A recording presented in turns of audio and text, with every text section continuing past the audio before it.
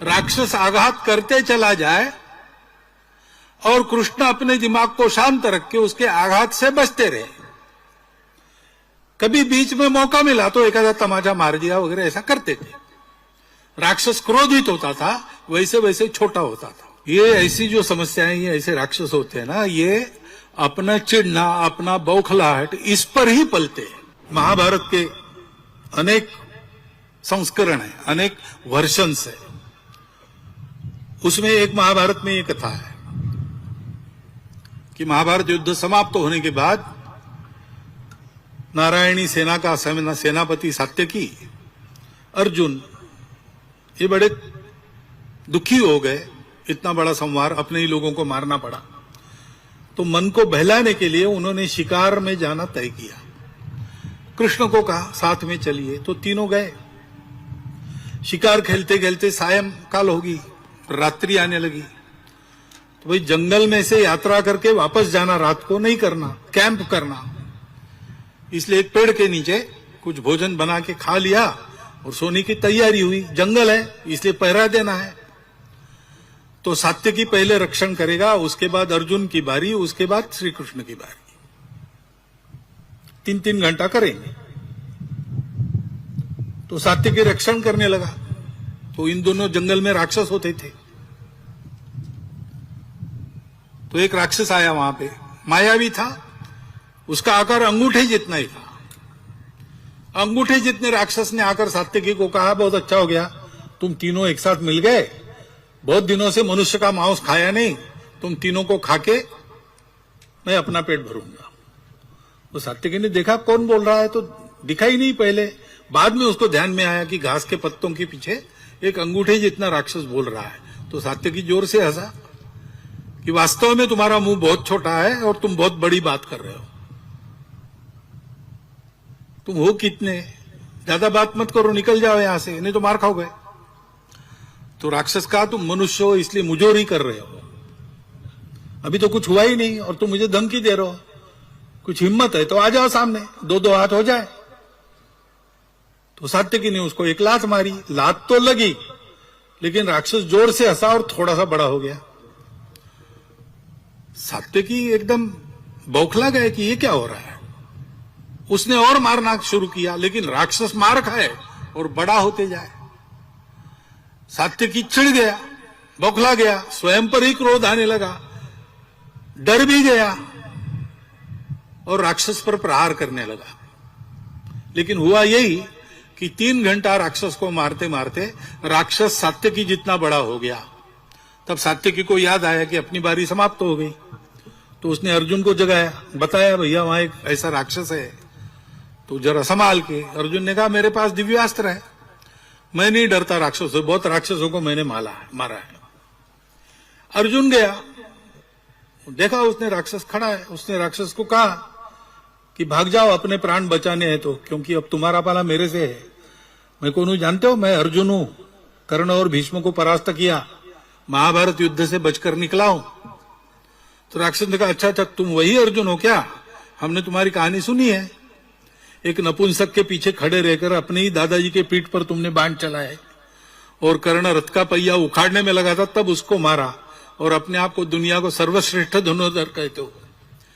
तो अर्जुन चिढ़ गया और उसने अपने अस्त्र चलाना शुरू किया। लेकिन हुआ यही कि अस्त्रों के आघात होते रहे, राक्षस ताल के पेड़ के जैसा बड़ा हो गया। अर्जुन की बारी समाप्त हो गई। उसने कृष्ण को जगाकर बताया। तो कृष्ण ने कहा तुम सो जाओ, मैं देखता हूं। कृष्ण गए, उन्होंने देखा नहीं, वो अपने इधर उधर घूमने लगे। अब राक्षस राह देख रहा है कि ये देखेगा। अंत में कृष्ण कुछ देख ही नहीं रहे, तो उसने कहा तुम अंधे हो क्या? इतना बड़ा मैं यहां खड़ा हूं, दिख नहीं रहा हो? तो कृष्ण जैसे उसको पहली बार देख रहे ऐसा देखा हो, कहा बहुत अच्छा हो गया, मुझे लगा अकेले ही 3 घंटे काटने पड़ेंगे, अब तुम मिले हो तो गपशप करेंगे, फिर सुबह हम अपने घर जाएंगे, तुम अपने घर जाओ।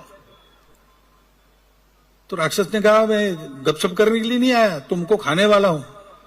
अरे इतने रात को तुम मांस खाएंगे, वो भी मनुष्य का? अपचन हो जाएगा भैया, ऐसा कुछ मत करो, बहुत भूख लगी है तो घर जाओ, नींबू की शिकंजी पी लो। तो राक्षस चिढ़ गया, उसने कृष्ण को एक घुसा मारा, लेकिन कृष्ण सावधान थे, वो बच गए।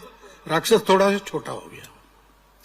फिर आगे यही चला, राक्षस आघात करते चला जाए और कृष्ण अपने दिमाग को शांत रख के उसके आघात से बचते रहे।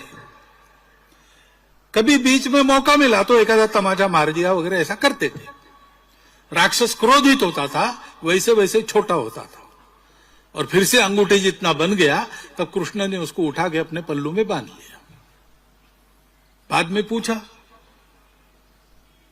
अर्जुन और सात्यकी ने, कहां गया वो राक्षस?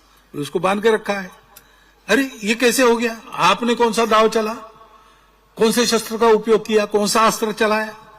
कृष्ण का अस्त्र शस्त्र की क्या जरूरत है भैया? ये ऐसी जो समस्याएं, ये ऐसे राक्षस होते हैं ना, ये अपना चिढ़ना, अपना बौखलाहट, इस पर ही पलते हैं। और इसलिए दिमाग शांत रखो। पहली बात समझो अपनी शक्ति क्या है, उसको बढ़ाते रखो। समझो उनकी शक्ति क्या है, ये ठीक से समझते हो और शांत मन से सोचते हो, तब कब क्या करना सब समझ में आता है। अपने देश के सामने अनेक समस्याएं हैं, है ठीक है, कब नहीं थी और किसके सामने नहीं थी, किस देश के सामने नहीं थी, सबके सामने थी। समस्याओं का होना महत्वपूर्ण नहीं है, समस्याओं का प्रतिकार करने वाले हम हैं। हमारी गुणवत्ता क्या है, हमारी एकता कितनी है। संगठन यानी क्या है? एकता। एकता क्यों? स्वार्थ के लिए नहीं, संघ को कुछ पाना नहीं है। तेरा वैभव अमर रहे मां, हम दिन चार रहे न रहे। हम तो समझते कि हम जो कर रहे हैं, भाई गीत सुना आपने, गंगा जले गंगा पूजा है, जिससे लिया उसी को वापस कर रहे हैं। वो हमारी जननी है, उसके लिए हम काम कर रहे हैं, वापस कुछ मांगना नहीं है, हमको नहीं चाहिए कुछ। जो भी हमारे पास है वो तुम्हारे काम में लग जाए, हम धन्य हो जाएंगे, जीवन भी जाए तुम्हारे के लिए। ऐसे हम हैं, हमको पाना कुछ नहीं है। फिर हमारी एकता का आधार क्या है? आत्मीयता। हिंदू समाज के सबके प्रति संघ का भाव आत्मीयता का है, अपार आत्मीयता का है। और हिंदू समाज के मन में संपूर्ण विश्व के प्रति आत्मीयता है। वसुधैव कुटुंबकम कहने वाला हिंदू समाज है।